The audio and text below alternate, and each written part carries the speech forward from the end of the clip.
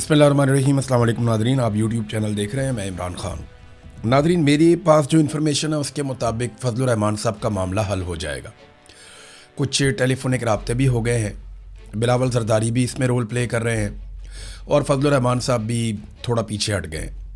और आने वाले वक्त में फजलुर रहमान साहब वाला मामला जो है, ज़्यादा उसके इम्कानात ये हैं कि उनका मामला हल हो जाएगा। काफ़ी फजलुर रहमान पे तनकीद करवाई गई, एक अदालत ने उन्हें तलब भी कर लिया।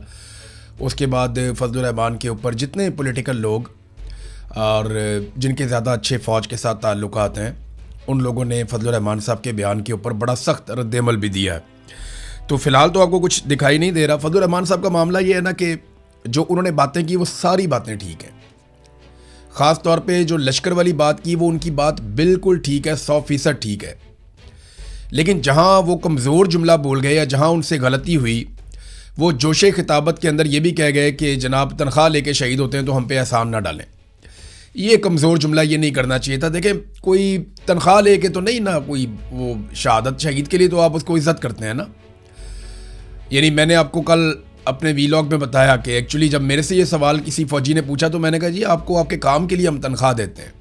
तो उसने कहा जी क्या इतने पैसों के लिए कोई शहीद हो जाएगा? मैंने कहा नहीं, शहादत के लिए हम इज़्ज़त देते हैं, शहादत के लिए हम कदर करते हैं, हम प्यार करते हैं। तो शहीद का तो एक रुतबा होता है, जितने मर्जी इख्तलाफात हों, जो मर्जी हो, जो भी शहीद होगा अपने वतन की खातिर, अपनी कौम की खातिर, उसका एक रुतबा, उसका एक मर्तबा है जो उससे कोई नहीं छीन सकता। और तमाम कौमें अपने शोहदा की इज़्ज़त और कदर करती हैं। यही पाकिस्तान में होता है।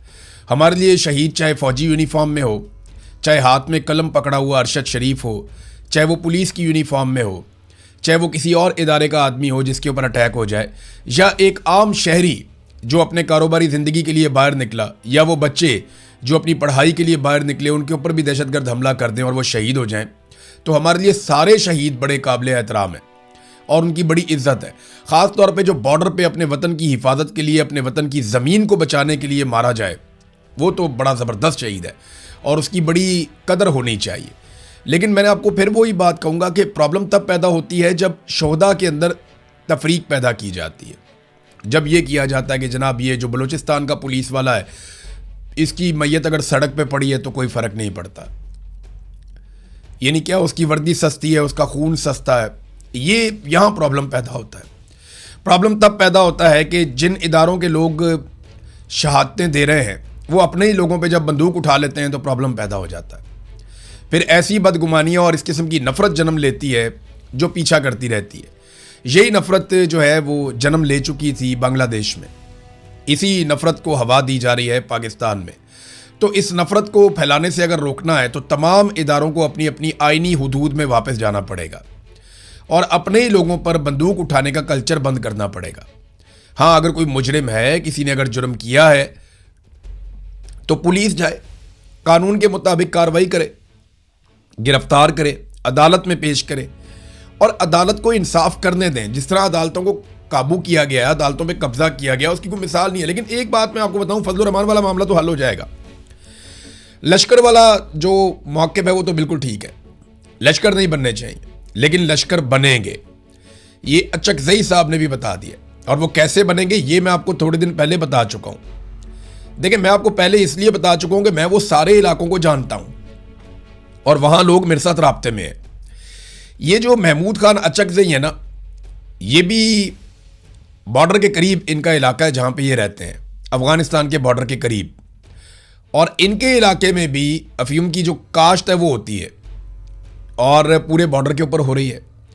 तो मंशियात की काश्त अफ़गानिस्तान में नहीं होती, अब पाकिस्तान में होती है और उसके वर्कर्स जो है वो अफ़गानिस्तान से आते हैं। रोज़ाना उनको राहदारी दी जाती है। कौन देता है? FCA वहाँ पे वो देते हैं।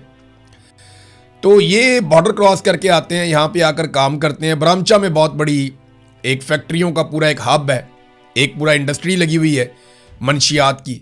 ये सारा माल वहाँ पहुँचाया जाता है, वहाँ से मंशियात तैयार की जाती है, फिर पाकिस्तान समेत पूरी दुनिया में इसको भिजवाया जाता है। इस कारोबार के पीछे कौन है? सहूलत कौन देता है? सिक्योरिटी फोर्सेस की मदद के बगैर आप ये कारोबार नहीं पाकिस्तान में कर सकते, क्योंकि मैंने खुद अपनी आंखों से देखा कि सिक्योरिटी का काफिला गुजर रहा है और दोनों तरफ मंशियात लगी हुई है, उसके खेत लगे हुए हैं, बीच में से सिक्योरिटी का काफिला गुजर रहा है। तो उनको नज़र नहीं आ रहा कि ये क्या लगा हुआ है। सबको सारा कुछ पता है, ये मिलजुल के कारोबार होता है। अब वो जो लोग कारोबारी हैं जो ये सब करते हैं, उनके बारे में महमूद खान अचकज़ई ने एक ट्वीट करते हुए कहा कि उनसे लश्कर बनवाया जाएगा। देखिए, जो स्मगलर है या जो मंशियात का कारोबार करता है या जो जराइम पेशा लोग हैं, उनको अगर आप शेल्टर दे दें और उन्हें कहें जी आप बनाएं, आप बड़े बड़े लश्कर बनाएं, तो वो बना लेंगे लश्कर। उन्हें क्या फ़र्क पड़ता है, उनको ज़्यादा बंदूकें मिल जाएंगी, ज़्यादा गाड़ियां मिल जाएंगी, ज़्यादा फ्री हैंड मिल जाएगा, वो अपना काम भी करते रहेंगे। तो अचकज़ई साहब ने इस खदशे का इजहार किया। तो लश्कर बनाओ पॉलिसी जो है ना, वो उल्टा नुकसान करेगी। कल को ये लश्कर आपके गले पड़ जाएंगे। फिर एक और बहुत अजीब काम होगा कि ये जो लश्कर आप बनाएंगे, बाद में वो तंजीमें जिनके साथ आपकी सुलह हो जाएगी, वो और ये लश्कर आपस में लड़ते रहेंगे। फिर टारगेट किलिंग भी शुरू हो जाएगी फ्यूचर में। हमने यही देखा अब तक, और फजलुर रहमान साहब ने इसकी निशानदेही बिल्कुल दुरुस्त की है। लेकिन जहां पे शहीद वाले मामले में उन्होंने एक कमजोर बात की जिसका उन्हें नुकसान हो रहा है, पाकिस्तान तहरीक इंसाफ ने अक्लमंदी का मुजाहरा किया कम से कम फजलुर रहमान के इस जुमले के साथ। जो शोहदा वाला मामला है, इस मामले पे उनके साथ खड़े नहीं हुए, लेकिन बाकी तमाम मामलात में फजलुर रहमान का उन्होंने साथ दिया है। अब एक लम्हे के लिए आप सोचेंगे, जो फजलुर रहमान ने स्टेटमेंट दिया, अगर इस तरह का स्टेटमेंट इमरान खान या उनकी पार्टी का कोई बंदा दे देता तो क्या होता।